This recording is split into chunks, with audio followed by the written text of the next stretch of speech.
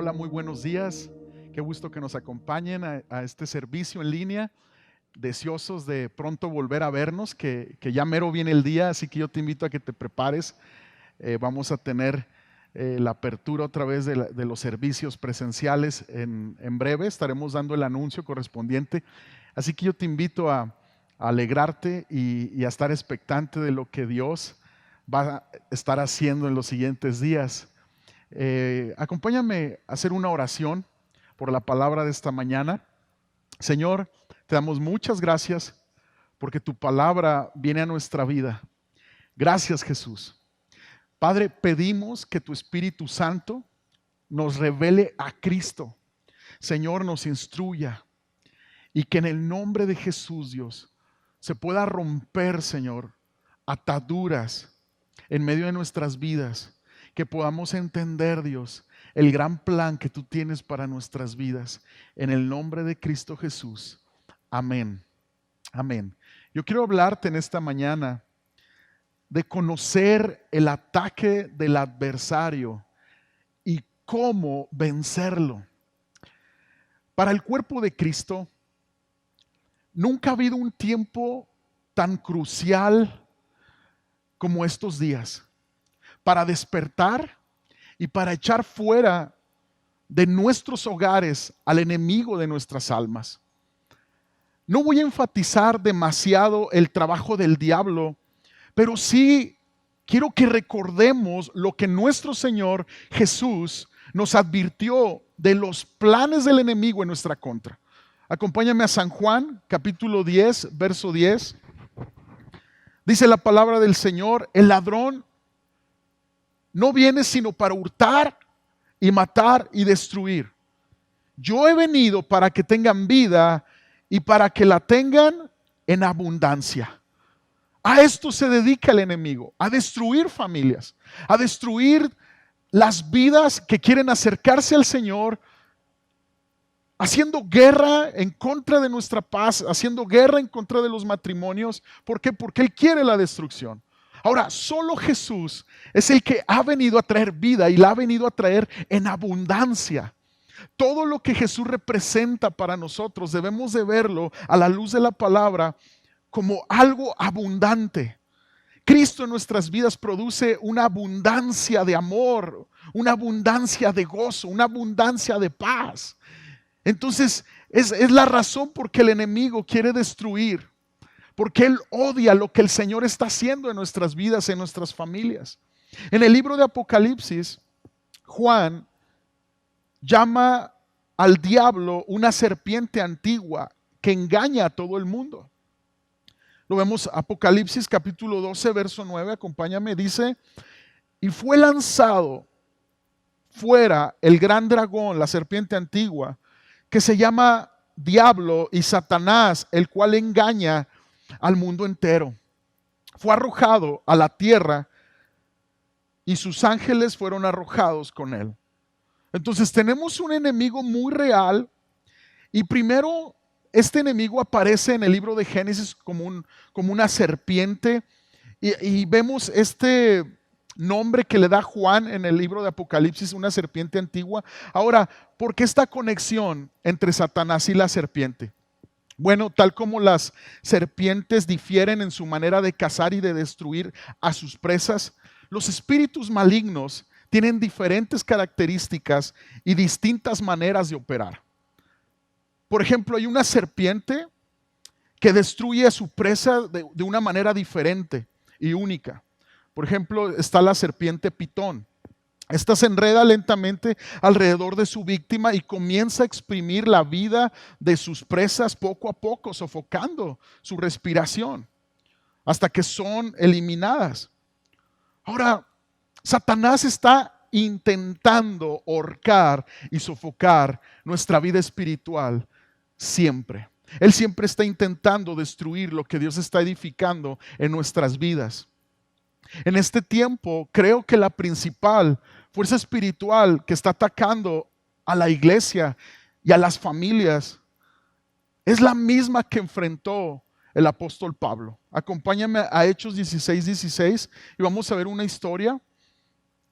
Dice: aconteció que mientras íbamos a la oración, nos salió al encuentro una muchacha que tenía espíritu de adivinación, la cual daba gran ganancia a sus amos adivinando.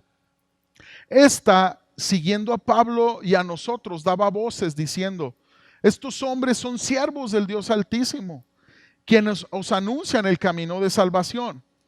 Y esto lo hacía por muchos días, mas desagradando a Pablo, este se volvió y dijo al Espíritu: te mando en el nombre de Jesucristo que salgas de ella. Y salió en aquella misma hora.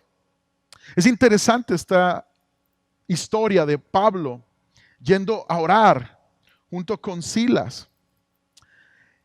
La mayoría de las traducciones dicen que esta mujer estaba poseída por el espíritu de adivinación. Pero la descripción original en griego describe a un espíritu de pitón. Ahora, esta es la única vez que en el libro de los Hechos se nos proporciona el nombre de un espíritu inmundo. Podría ser que Dios desea que comprendamos que hay un espíritu de pitón que desea enroscarse alrededor de nuestras vidas, de nuestras familias, de todo creyente, exprimiéndonos la vida espiritual, sofocando nuestra vida espiritual. Segunda de Corintios 2:11, Pablo a los Corintios dice: para que Satanás no gane ventaja sobre nosotros, pues no ignoramos sus maquinaciones. El adversario siempre está buscando, planeando destruir. Él tiene maquinaciones en contra de tu vida. ¿Por qué? Porque no quiere que Dios cumpla su propósito en ti. Porque Él quiere la muerte cuando Cristo quiere dar vida. El enemigo opera de la misma manera en la actualidad. En Hechos 16 vemos cómo Pablo y Silas van hacia la oración cuando el espíritu de pitón los interrumpía día tras día. Yo te pregunto esta mañana, ¿qué está interrumpiendo tu caminar con el Señor?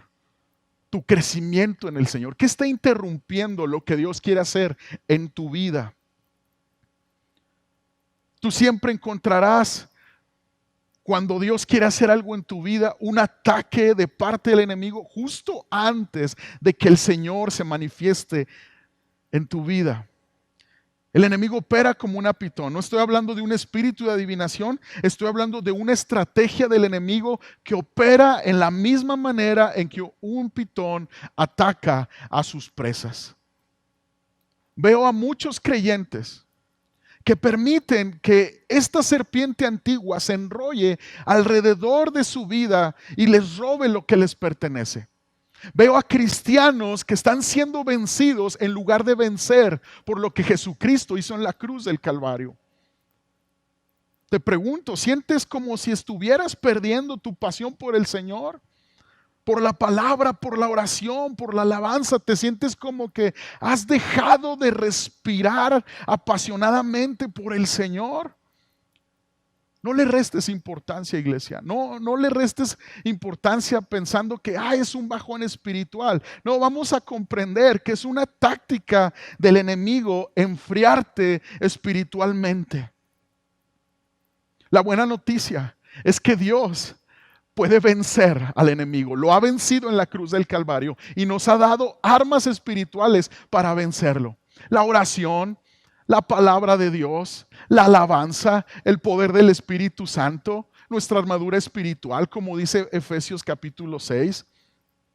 En Hechos 16:25 encontramos a Pablo, versículos más adelante, y a Silas en la madrugada cantando alabanzas, luego de haber sido arrestados y golpeados por desafiar a esta mujer que estaba poseída. Vamos a leerlo, Hechos 16, 25 y 26. Dice: pero a medianoche, orando Pablo y Silas, cantando himnos a Dios, y los presos los oían, entonces sobrevino de repente un gran terremoto, de tal manera que los cimientos de la cárcel se sacudían y al instante se abrieron todas las puertas y las cadenas de todos se soltaron. Bueno, la madrugada es, en la escritura siempre es un tipo de la venida del Señor en los postreros tiempos. Entonces quiere decir que el enemigo intentó detener a Pablo y a Silas justo antes de que Dios se mostrara en su vida en la madrugada. Dios quiere mostrarse a nosotros. El Señor quiere hacer grandes maravillas y el enemigo va a querer y va a intentar sofocar nuestra vida espiritual. Esa historia nos revela mucho acerca de la oración, de la alabanza, del poder del Espíritu Santo. Cómo son vitales en nuestra familia, en nuestra vida espiritual, y por qué el enemigo busca destruir estas mismas cosas en nosotros. Iglesia, la batalla entre la luz y las tinieblas, entre el Señor, su propósito, y el enemigo y su destrucción es real. Es real. Escucha con atención, si Satanás no puede evitar que recibas a Cristo en tu corazón, el infierno tiene un plan B. Y ese plan B es hacer que vivas un cristianismo miserable, perdiendo el propósito de Dios en tu vida, destruyendo tu comunión con el Señor, frustrando los planes maravillosos que tiene para tus hijos, tu matrimonio y tu familia. Y Él lo hace utilizando toda clase de tentaciones, preocupaciones, presiones y cargas de la vida para exprimirte el gozo de seguir al Señor. Hubo un tiempo en que quien sufrió un ataque cardíaco tenía poca probabilidad, de sobrevivir. ¿Por qué? Porque no se sabía lo que estaba sucediendo y se ignoraba cuáles eran los síntomas hasta que era demasiado tarde y las personas fallecían. Pero los avances médicos comenzaron a identificar las señales de advertencia, tales como la incomodidad y la presión en medio del pecho, dolores en ambos brazos, falta de aire. Entonces, difundir la conciencia de las señales de advertencia ha aumentado enormemente la tasa de supervivencia de las víctimas de ataques cardíacos. Por eso hoy, a la luz de la palabra de Dios, vamos a reconocer las señales de advertencia cuando se está bajo un ataque del enemigo, y vamos a conocer cómo el Señor nos da la estrategia para vencerlos. Primero vamos a ver la pérdida del deseo espiritual como una señal de un ataque del enemigo a nuestra vida. Es una realidad que nosotros no vivimos por sentimientos, por emociones, nuestra fe, pero hay una diferencia entre hacer algo meramente por obligación o hacer algo porque nos deleitamos en ello. El deseo espiritual es una evidencia de fuego por Dios en nuestro corazón. Dice el Salmo 63, verso 1, Dios mío, eres tú. De madrugada te buscaré. De madrugada te buscaré. Mi alma tiene sed de ti. Mi carne te anhela en tierra seca y árida donde no hay aguas. El salmista tenía un deseo por Dios. Aún en medio de sus circunstancias adversas, él tenía un anhelo por Dios, un deseo intenso por la presencia de Dios. Entonces, cuando nos gozamos en el Señor, no hay nada que se compare. No importa si hay tierras secas a nuestro alrededor, si hay escasez de agua. Si hay un deseo por Dios, escucha bien, esto abrirá puertas para la bendición y la protección de Dios para nuestras vidas. Entonces, perder nuestro deseo espiritual rara vez ocurre deliberadamente. No ocurre de la noche a la mañana. Esto es un proceso, es algo lento. Y el ataque del enemigo es lento. Puede ir de más a menos hasta que tu corazón se haya enfriado por Dios. Ese anhelo que antes tenías por amar al Señor, por buscarle, es lo que ha permitido que seas bendecido como hijo de Dios. Pero cuando se pierde ese deseo y viene una apatía espiritual a nuestra vida, estamos expuestos a la destrucción del maligno. Los problemas de la vida surgen y comienzan a recortar nuestro tiempo en la palabra, en la oración.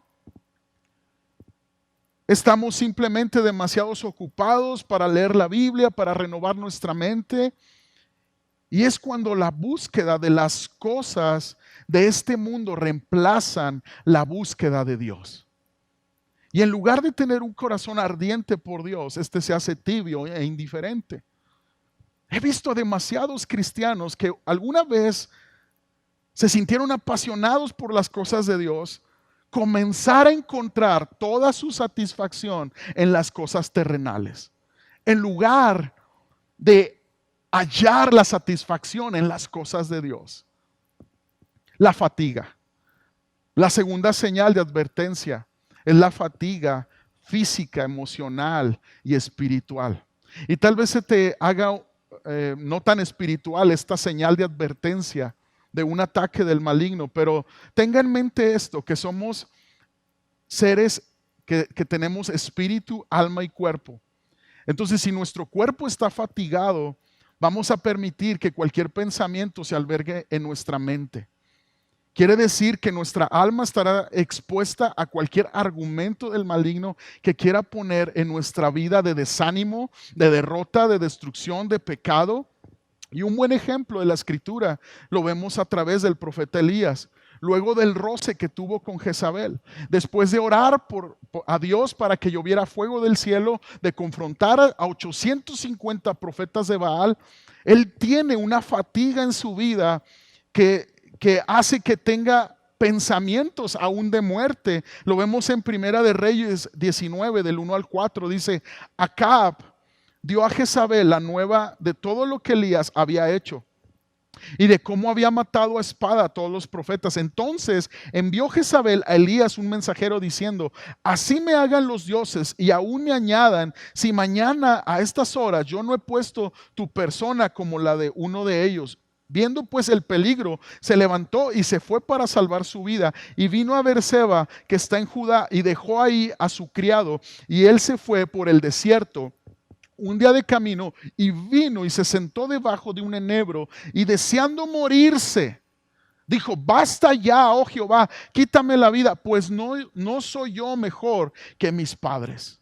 Entonces muchas veces enfrentamos nuestros más grandes ataques espirituales justo antes de una gran bendición o después de una gran bendición. ¿Por qué? Porque el enemigo no se va a quedar cruzado de brazos, porque ahora servimos al Señor. Antes de servir al Señor, si no servíamos al Señor, servíamos a las tinieblas. Tenemos un enemigo que no está jugando para destruir nuestras vidas. Tenemos un enemigo latente, pero tenemos un Señor poderoso que está dispuesto a fortalecernos. La historia de Elías dice que vino un ángel del Señor y le fortaleció. Le proveyó comida al Señor y él pudo volverse a parar de nuevo. Tenemos como señal de un ataque también lo que es la escasez. Y es una tercera señal que yo escribo porque hay personas que de repente ven que todo comienza a deteriorarse en su economía. Vienen situaciones de enfermedad que roba dinero, se descomponen las cosas en la casa. De repente recibimos nuestro salario y parece que lo recibimos como en un saco roto, se va todo para abajo. Ahora, tú y yo no podemos reprender las deudas, tú y yo tenemos que pagarlas. Tú y yo no podemos orar para que la tarjeta de crédito se cancele. Tú y yo tenemos que tener dominio propio para saber administrarnos correctamente. Pero escucha con atención. La manera en que el enemigo ataca en estos momentos de escasez es que tú puedas apartar tus ojos de Dios y ponerlos en el dinero. Esto es lo que el enemigo quiere hacer. Él quiere traer una preocupación tan afanosa que tú quites los ojos de buscar al Señor, el reino de Dios, y los pongas en el dinero y en lo que te falta. Si Él puede hacer que te preocupes en lugar de adorar, tú estás por tomar decisiones basadas en la oportunidad en lugar de buscar la voluntad de Dios. He visto cristianos comprometidos con Dios, que crecen espiritualmente, sirven en su iglesia apasionadamente. Luego el enemigo les lanza un ataque de escasez. Apartan sus ojos de Dios y los ponen en el dinero. Luego les da una oportunidad, pero no es una oportunidad conforme a la voluntad de Dios. Escucha con atención, iglesia, no todas las buenas ofertas vienen de Dios. El diablo puede hacer ofertas muy tentadoras. Él incluso intentó hacer tambalear a Jesús de ir a la cruz. Desde luego había una trampa detrás de esto. En Mateo 4, verso 9 dice, y le dijo, todo esto te daré si postrado me adorares. Entonces tu enemigo, iglesia, puede orquestar circunstancias que te proporcionen lo que estás buscando en un momento vulnerable de tu vida y robarte lo que más importa. Recuerda con atención, no todas las puertas que se abren son de Dios. Siempre recuerda que hay 2 veces en la vida en que somos especialmente vulnerables a la tentación. Cuando no tenemos nada y cuando lo tenemos todo. Entonces, permanece cerca de Dios. En los buenos tiempos como en los malos tiempos, permanece en la palabra, permanece en Jesucristo. Dios ha prometido proveerte para todas tus necesidades de acuerdo a sus riquezas en gloria, a medida que tú buscas su reino primeramente y le das tu corazón y le sigues fielmente. Entonces, si tú estás pasando por una lucha en tu economía, yo te voy a dar 2 promesas de Dios para su provisión. Dice Salmo 37, verso 25, joven fui y he envejecido, y no he visto justo desamparado, ni su descendencia que mendigue el pan. Josué 1:8 dice, nunca se apartará de tu boca este libro de la ley, sino que de día y de noche meditarás en él, para que guardes y hagas conforme a todo lo que en él está escrito, porque entonces harás prosperar tu camino y todo te saldrá bien. Entonces, en la medida que yo confío en el Señor y que me mantengo firme en su palabra, el Señor se encarga de bendecirme, de prosperarme. Pero nunca ha sido que apartes tus ojos de Dios y los pongas en el dinero. Iglesia, la solución financiera que tú estás buscando, si te aparta de la casa de Dios el domingo, si te aparta de tu familia, entonces tú y yo estamos entrenando a una generación para que tome la dirección de su vida por el dinero en lugar de confiar en Dios. Esto es lo que se está haciendo. Si los jóvenes desean trabajar, es maravilloso, pero el trabajo necesita permitirles ir a la iglesia.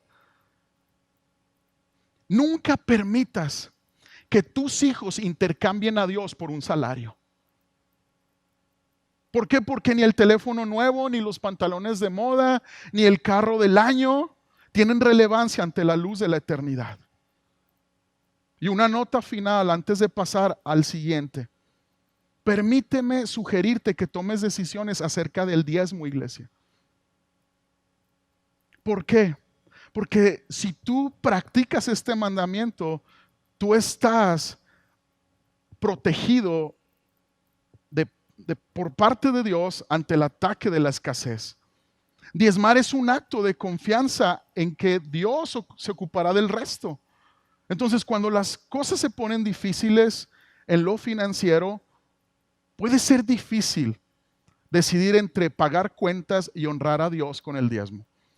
Pero yo te invito a llevar al Señor esta necesidad en oración, a seguir la dirección de Dios, recordando que Dios honrará a quienes lo honran. Amén. Otra señal de un ataque de parte del enemigo es una vida débil de oración. Sí, Mateo 26, verso 40 al 41 dice, vino luego a sus discípulos y los halló durmiendo. Y dijo a Pedro, ¿así que no habéis podido velar conmigo una hora? Velar y orad para que no entréis en tentación. El espíritu a la verdad está dispuesto, pero la carne es débil. Entonces la distracción del enemigo es asfixiar nuestro tiempo de oración y de lectura de la Biblia y apartarnos de esta rutina de bendición. Quiero decirte que en cada fracaso de mi vida siempre ha habido 2 denominadores. Una Biblia polvorienta y un altar quebrado.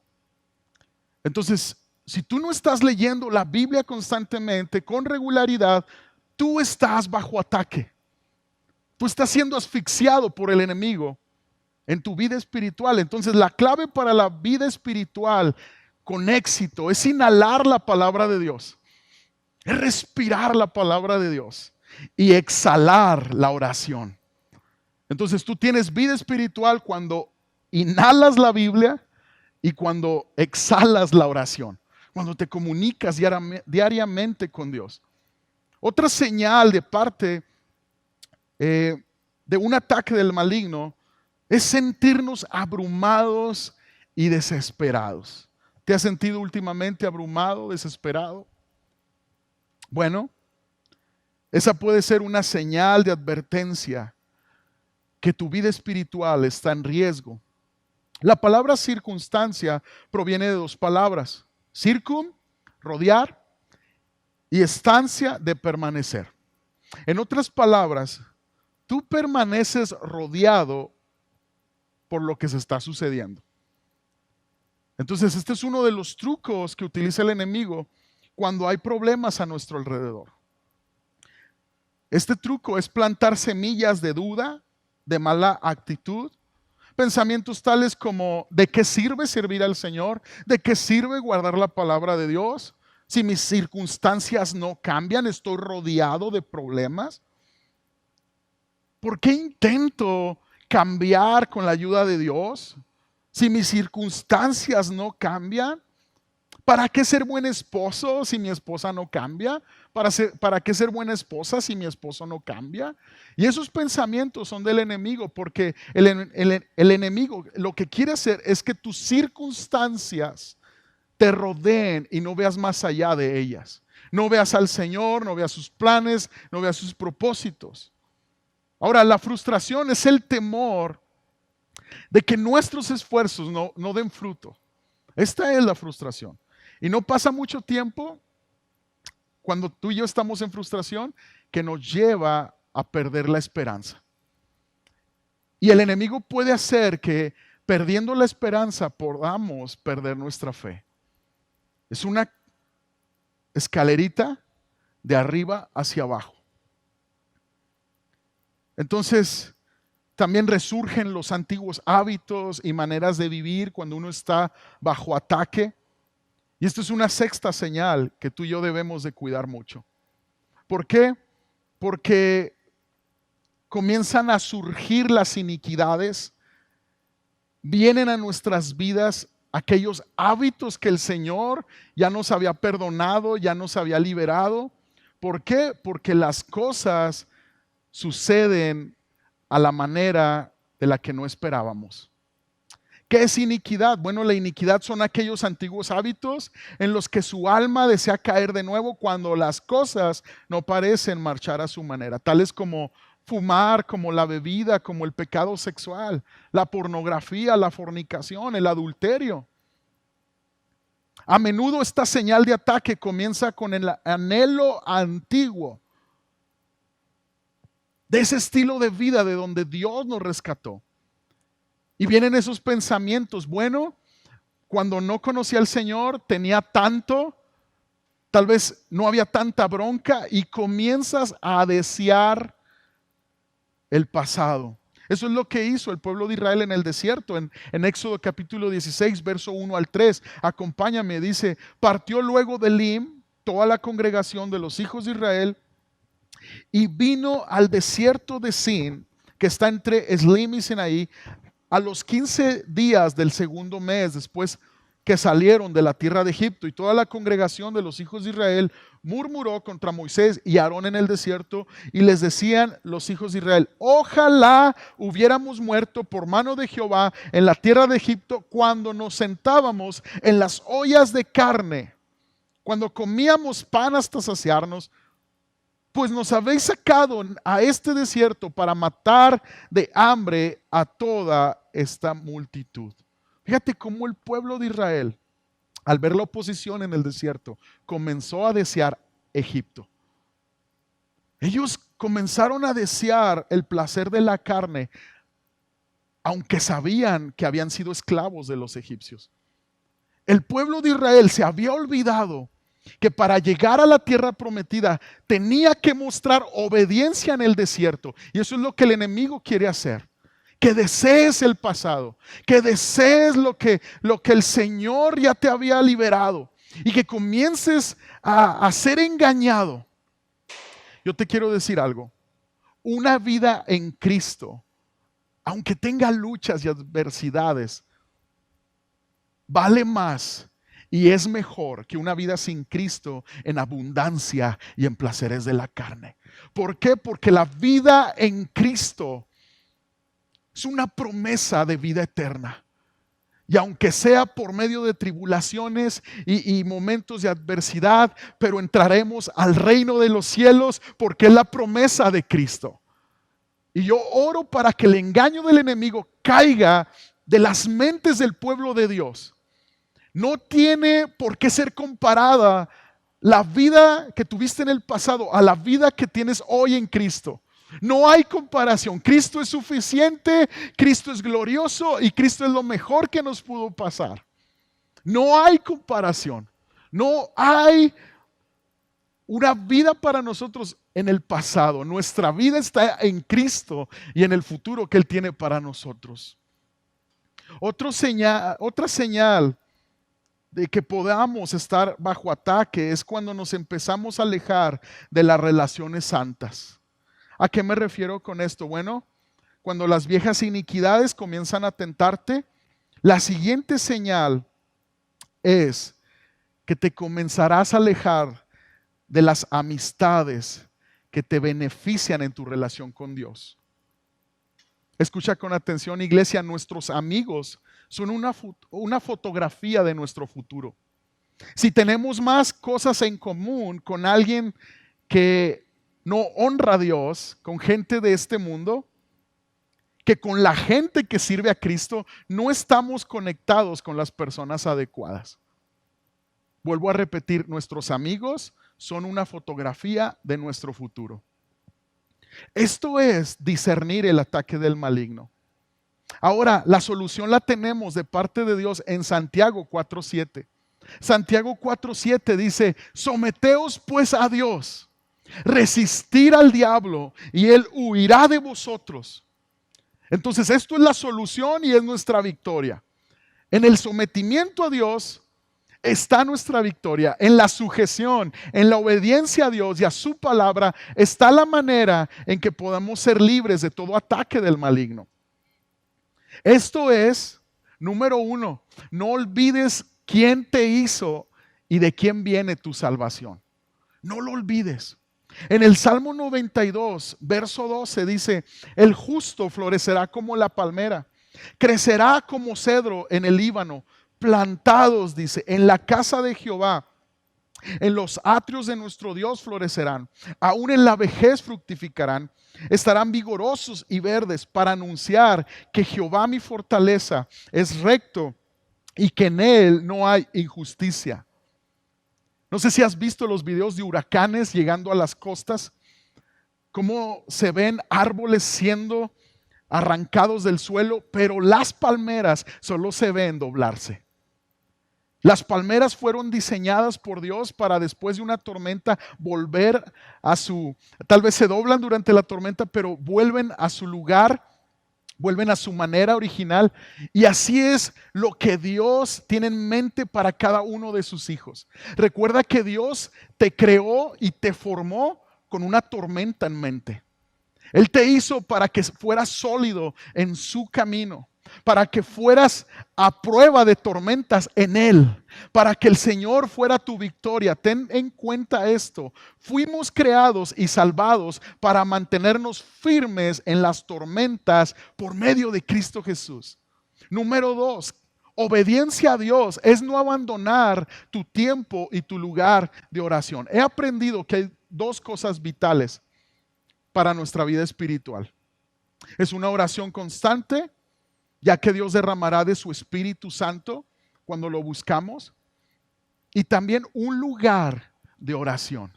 Un lugar Ser práctico, apartar tiempo. Nos organizamos nuestra agenda en nuestro diario vivir para cumplir con los trabajos, con los quehaceres del hogar. ¿Por qué no organizarnos para nuestro tiempo y nuestro lugar de oración? Busca un lugar en tu casa que sea ahí donde tú te encuentres con Dios y puedas ser fortalecido por Dios. Sin un lugar de oración, será cada vez menos probable que tú te conectes con Dios en oración. Tienes que ser intencional y disciplinado en buscar ese tiempo de oración. Número 3, no abandones el lugar de poder. No lo abandones. Cuando entras a una batalla espiritual y estás pasando por un ataque del enemigo, el enemigo va a intentar alejarte de la iglesia. Sí.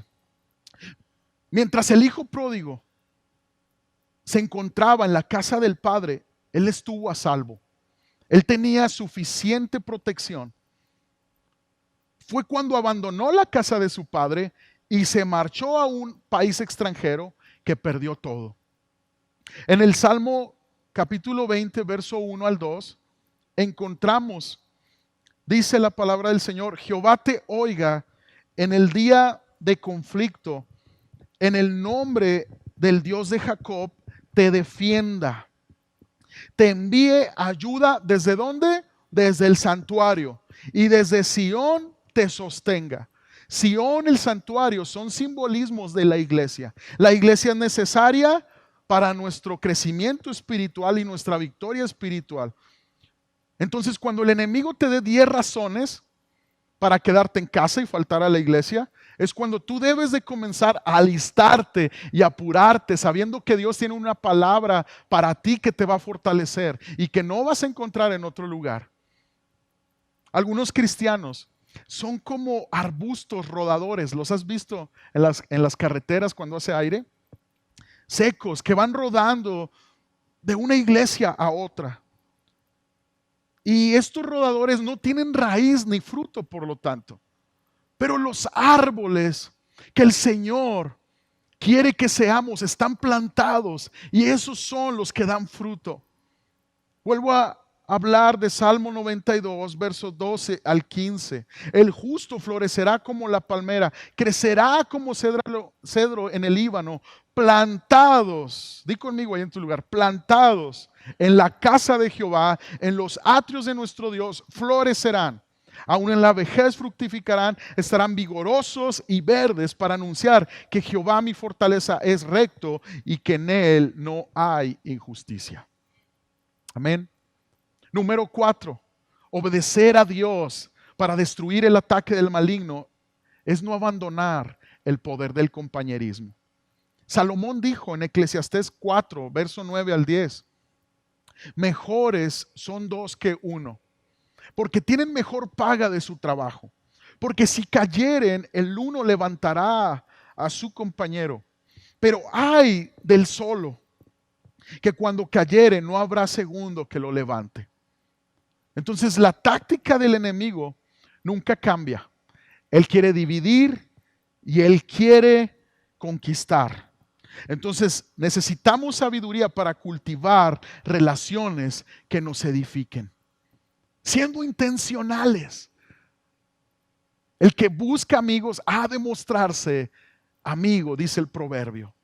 Entonces necesitamos estar rodeados de gigantes espirituales que han peleado la buena batalla de la fe para tener con quienes inspirarnos. Necesitamos el compañerismo que nos bendice y nos edifica. Y número 5, no se desconecte de la protección pastoral. No te desconectes. Dios les ha dado a los pastores la responsabilidad de alimentar y proteger al rebaño de Dios. Y por eso es saludable tener un pastor. Es saludable.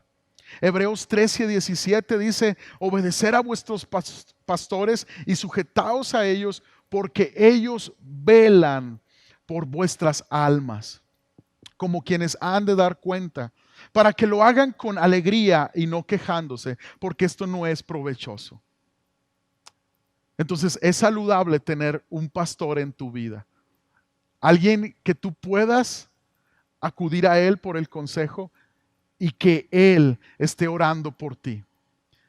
¿Me ayudarían con música de fondo los muchachos, por favor?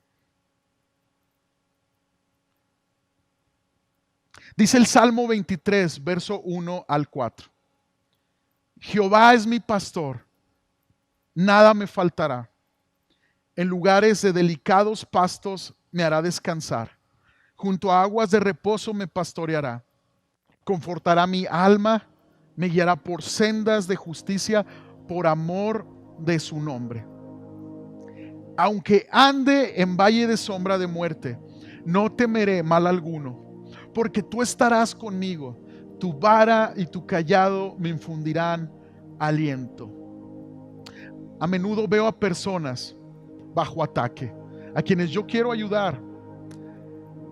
Deseo acercarlos a mí, pero entre más quiero acercarlos a mí, más se resisten, tal vez por vergüenza. Yo quiero decirte, no esperes a que el enemigo te haga pedazos, a que el enemigo te haga tocar fondo. Busca la ayuda de aquellos que tienen un papel pastoral en tu vida. Me llama mucho la atención cómo en el Antiguo Testamento nos habla que el Señor es nuestro pastor, y en el Nuevo Testamento nos habla que nos ha provisto pastores. Entonces quiere decir que el Señor nos pastorea a través de su palabra, de su Espíritu Santo, y usa hombres en nuestras vidas para guiarnos. El cayado del pastor tenía un gancho en un extremo donde el pastor podía apartar a la oveja del peligro, y en el otro extremo del bastón era una vara donde podía reprender a los lobos y aún disciplinar a las mismas ovejas. Entonces quiere decir que dejarse pastorear hace que tú puedas dar fruto en tu vida. Dice el Salmo 23, tu vara y tu cayado me infunden aliento. Entonces viene un ánimo espiritual a nosotros cuando somos pastoreados. Es muy diferente visitar a una congregación, a plantarse en una congregación y dejarse pastorear. Es muy diferente, y la diferencia es enorme. Se da fruto cuando tú eres pastoreado. Tu vara y tu cayado infunden aliento en mi vida. Entonces quiere decir que viene un ánimo de parte del Espíritu Santo cuando yo puedo ser enseñable y el cayado me jala al buen camino de seguir a Cristo, o la vara me disciplina para seguir en el camino correcto. Esto es clave para nuestra vida espiritual. Entonces, iglesia, con este mensaje yo quiero transmitir esta gran verdad: que el enemigo no te tome por sorpresa. La palabra llegó a tiempo, aquí está a tiempo, y el consejo es: guárdala y ponla por obra. Acompáñame por favor a Hechos 16:25. Con esto estamos terminando, al 34. ¿Sí? Dice: pero a medianoche, orando Pablo y Silas, cantaban himnos a Dios, y los presos los oían. Entonces sobrevino de repente un gran terremoto, de tal manera que los cimientos de la cárcel se sacudían, y al instante se abrieron todas las puertas, las cadenas de todos se soltaron. Despertando el carcelero, escucha esto, y viendo abiertas las puertas de la cárcel, sacó la espada y se iba a matar, pensando que los presos habían huido. Mas Pablo clamó a gran voz, diciendo: no te hagas ningún mal, pues todos estamos aquí. Él entonces, pidiendo luz, se precipitó adentro, y temblando se postró a los pies de Pablo y de Silas, y sacándolos les dijo: señores, ¿qué debo de hacer para ser salvo? Ellos dijeron: cree en el Señor Jesucristo y serás salvo tú y tu casa. Y le hablaron la palabra del Señor a él y a todos los que estaban en su casa. Y él, tomándolos en aquella misma hora de la noche, les lavó las heridas, y enseguida se bautizó él con todos los suyos, y llevándolos a su casa les puso la mesa, y se regocijó con toda su casa de haberle creído a Dios. Entonces, amados, si nosotros perseveramos en la oración y en la alabanza, aún en medio de nuestras circunstancias, no solamente Dios romperá cadenas que quieren aprisionarnos en nuestras familias, no solamente eso, Dios nos hará partícipes de sus grandes propósitos divinos. Escucha, iglesia, la victoria que Dios quiere darnos como su iglesia a cada uno de nosotros es también para que otros sean salvos. Un pueblo libre, un pueblo transformado transformará al mundo. Un pueblo en libertad, un pueblo que adora, que alaba, que no se deja sofocar por el enemigo, va a impactar a su generación. Mi victoria espiritual va a bendecir a los que me rodean. Ponte de pie ahí en tu lugar y vamos a orar. Señor, gracias, porque con la ayuda de tu palabra hemos discernido el ataque del enemigo. Padre, en el nombre de Jesús, pedimos, Señor, que a través de someternos a ti, de obedecerte a ti, podamos resistir al diablo y él huya de nuestras vidas, huya de nuestros matrimonios, huya de nuestros hijos, huya de nuestras familias, huya de la iglesia. Toda opresión demoníaca en el nombre de Jesús, todo espíritu que asfixia, todo espíritu que sofoca nuestra vida espiritual, que hace que pongamos los ojos en el dinero y no en ti, Señor, que se ha echado fuera, Dios, que podamos formar a una generación que confía en ti y no en el dinero, que podamos formar una generación con prioridad en las cosas de Dios y no en las de este mundo que perecen. Oh Señor, danos victoria en esta mañana. Oramos para que la pitón sea echada fuera de nuestra vida en el nombre de Jesús. Señor, levanta entre nosotros un pueblo obediente a tu palabra, sabia en este tiempo. Que en el nombre de Cristo Jesús, tu Espíritu Santo fortalezca cada hogar aquí representado. Que seamos militantes en el Espíritu, guerreros en batalla, con la espada lista para pelear. En el nombre de Cristo Jesús. Comienza a alabar a Dios ahí en tu lugar. Dile lo que Dios es para ti. Alábalo, adóralo en el nombre de Jesús. Y que las cadenas y las prisiones espirituales comiencen a ser destruidas en el nombre de Cristo Jesús. No hay poder maligno que se resista al poder del Señor Jesucristo. En el nombre de Jesús te pedimos libertad, Señor, en esta mañana, en tu pueblo, en cada familia, en el nombre de Cristo Jesús. Quiero hacer un llamado a todos aquellos que no han recibido a Cristo en su corazón. Jesús dice estas palabras: venid a mí, todos los trabajados y cargados, que yo los voy a hacer descansar. No hay carga más fuerte en el ser humano como es la del pecado. La carga del pecado nos aleja de Dios. La carga del pecado nos hace ser ciegos a nuestra necesidad de arrepentimiento. La carga del pecado siempre ha llevado al ser humano a justificarse. Es que no soy tan malo, no le hago daño a nadie. Esta es la justificación del hombre. Pero la verdad es que ante la ley de Dios todos hemos pecado.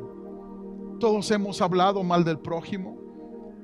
Dice la palabra de Dios que ya no basta el asesinato para hacer pecado. Si tú odias en el corazón, tú eres homicida. Eso dice Jesús.